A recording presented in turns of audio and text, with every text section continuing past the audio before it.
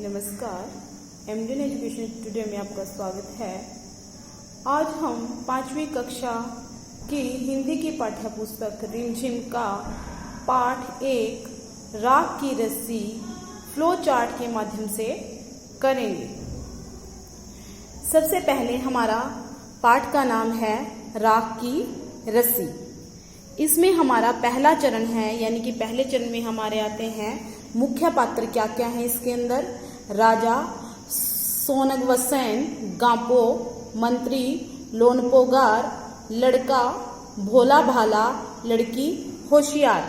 मतलब ये तिब्बत की स्थान है। तिब्बत ये कहाँ की कहानी है? ये तिब्बत की कहानी है।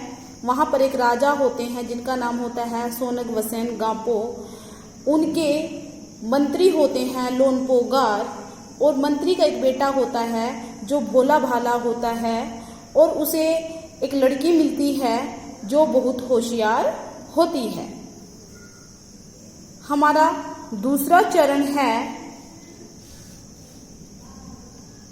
मंत्री, जो चिंतित रहते हैं। उनका एक बेटा होता है भोला भाला। मंत्री अपने बेटे के लिए बहुत चिंतित रहते हैं क्योंकि उनका बेटा जो है वो भोला भाला है। वो उसके भविष्य को लेकर के बहुत चिंतित रहते हैं। एक दिन उनके दिमाग में एक उपाय आता है, तो वो अपने बेटे को शहर भेज देते हैं। पहली बार जब वो शहर भेजते हैं तो उसको क्या कहते हैं कि आप 100 भेड़े लेकर के शहर जाओ, शर्त। और ये शर्त रखते हैं कि जब आप वापस आओ यहाँ इस शहर में, गांव में, 100 भेड़ों के साथ आना और साथ में 100 जौ के बोरे भी लेकर के आना। क्या कहता है वो मंत्री जो होता है अपने बेटे को कहता है कि आप शहर में जाओ, मैं आपको 100 भेड़े देता हूँ। उन 100 भेड़ों के साथ आप वापस आओगे। एक भी भेड़ मरनी नहीं चाहिए, एक भी भेड़ गुम नहीं होनी चाहिए। और जब आप साथ वापस आओगे शहर से तो साथ में 100 जौ के बोरे भी लेकर के आना। तो जो उनका बेटा होता है वो शहर में चला जाता है। शहर में जाता है, वो एक सड़क के किनारे बैठ जाता है चिंतित होकर कि क्या करूं, कैसे 100 जौ के बोरे वापस लेके जाऊं। तो वहां पर एक लड़की आती है। वो लड़की उसको पूछती है कि आप कैसे बैठे हो, ऐसी चिंता में बैठे हो, लग रहे हो बहुत चिंतित हो आप। तो मंत्री का जो बेटा होता है, जो भोला भाला होता है, वो अपनी सारी बात, समस्या उसको बताता है कि ऐसे ऐसे मेरे पिताजी ने मुझे शहर में भेजा है 100 भेड़े देकर, और कहा है जब आप वापस आओगे तो साथ में 100 जौ के बोरे भी लेकर के आओगे। इनमें से एक भी भेड़ कम नहीं होनी चाहिए।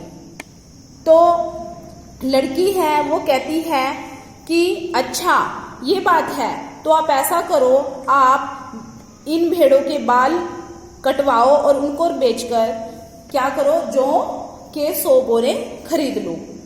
तो वो लड़का ऐसा ही करता है। वो 100 जौ के बोरे खरीद लेता है और वापस अपने घर जाता है। अपने पिताजी को वो सारी बात कहता है, लेकिन विचार पसंद नहीं आया उनके पिताजी को। उनका यह विचार पसंद नहीं आता है। वो कहते हैं कि नहीं, मुझे ये अच्छा नहीं लगा, और वो उसको फिर दूसरी बार फिर शहर में भेज देते हैं। दूसरी बार जब वो शहर जाता है, लेकर गया, उसको फिर 100 भेड़े दे दी।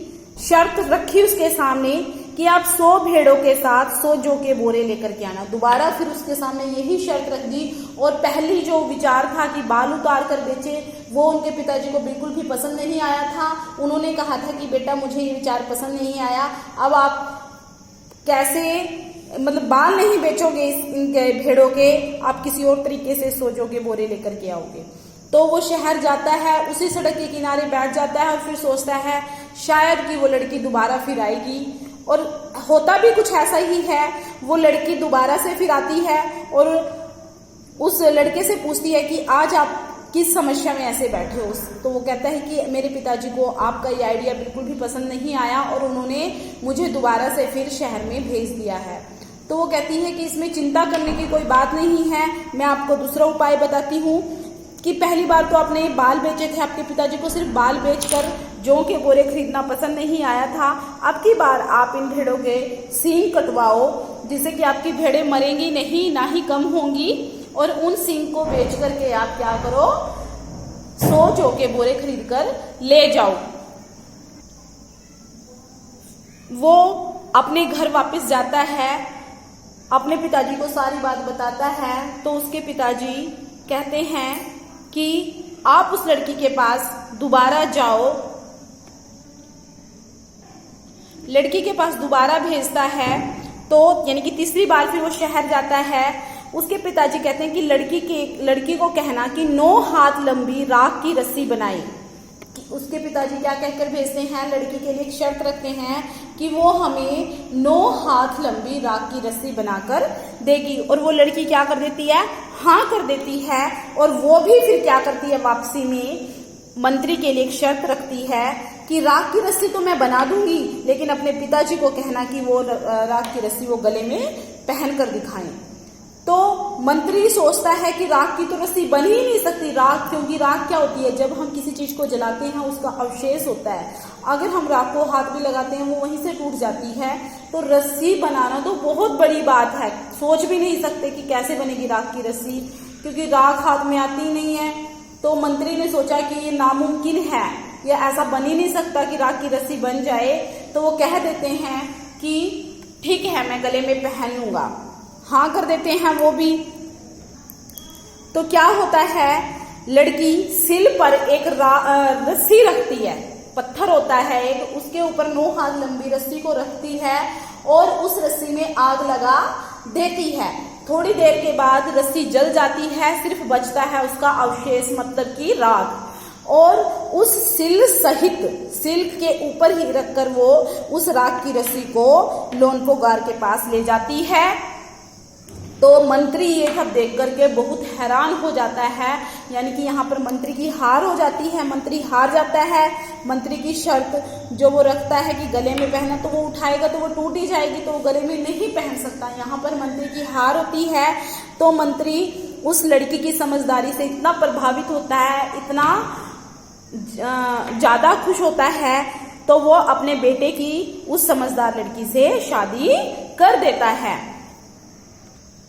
इस कहानी से हम इसी निष्कर्ष पर पहुंचते हैं कि बुद्धिमान व्यक्ति अपनी बुद्धि का प्रयोग करके हर समस्या को सुलझा लेता है।